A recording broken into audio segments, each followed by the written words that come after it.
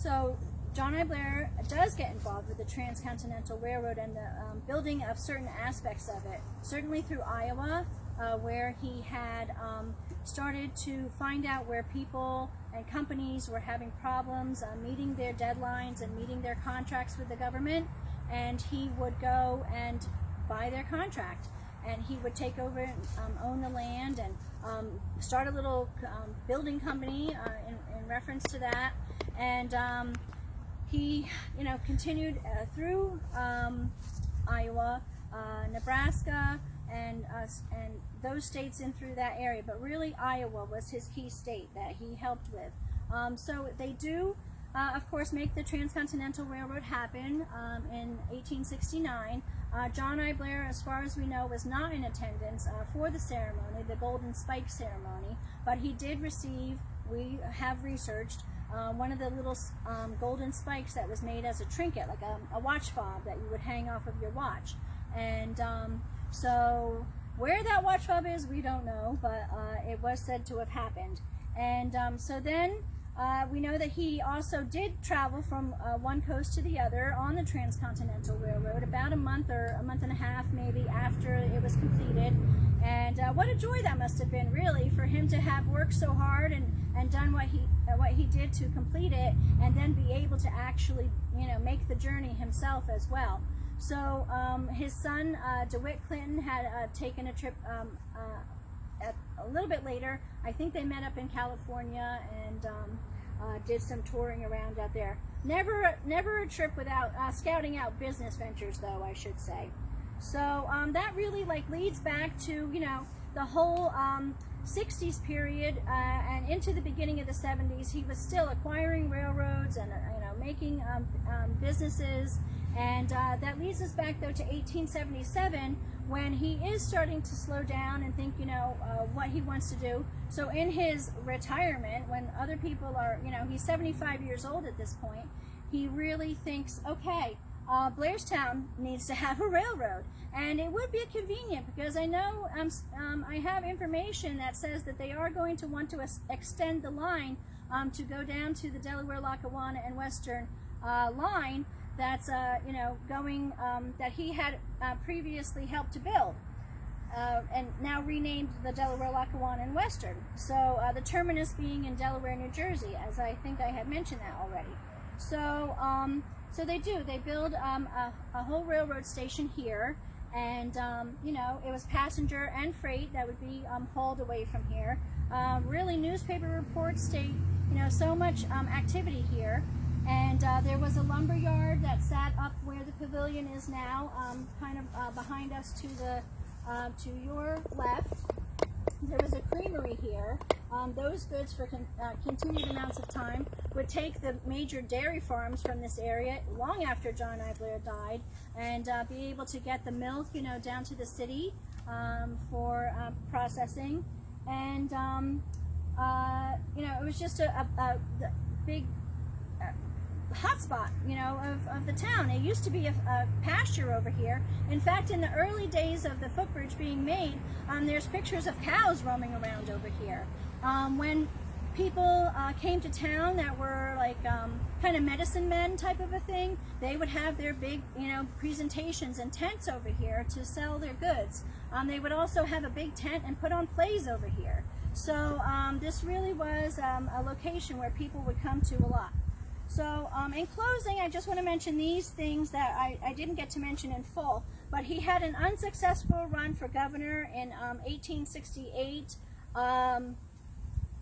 He was owner or president or on the board of directors of 29 different railroads. He had a cotton plantation down in Louisiana. He ran cotton manufacturing out of Paulina. That was way back early in his career. He had 4 flouring mills.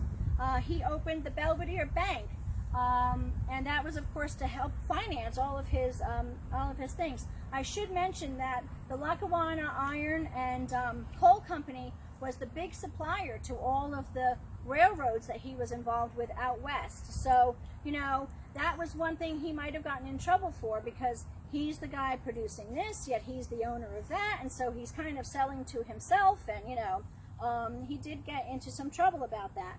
But in addition to the Belvedere Bank, there was Blair and Company, which he started later in his life, and that was a banking firm in New York City at 33 Wall Street. It was a 20-story building, so that had Blair and Company, on that. He continued to add to the infrastructure here in Blairstown.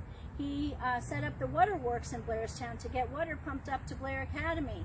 He had the electricity put in at Paulina so that we could get electricity into the town. This is like into his 90s. He supported the fire department, had the first fire department put here in Blairstown. So he really was leaving a legacy, in addition to the fact that he was one of the 3 people who founded Blair Academy in 1848, and really, thought philanthropy throughout his life with the schools. He did contribute to Lafayette College as far as, making, donations to them. He had a couple of buildings at Lafayette College. He also contributed, and there's a big, huge building at Princeton called Blair Hall. That was thanks to his contributions. So, he also loaned the federal government $1 million during the Civil War. So I mentioned his ties to Scribner because of his daughter marrying that family. So his grandchildren were the Scribners, and his other family went on to equally be important. DeWitt Clinton's son was C. Ledyard Blair. He had, been involved with the banking from early on with his grandfather in John I. Blair's later years, and they had Ledyard Blair had the Blairstown mansion that is down in Peapack, Gladstone now. I mean, that is one of like 5 houses that C. Ledyard Blair had, and wasn't stingy with the family money. Let's just put it that way. He had a yacht.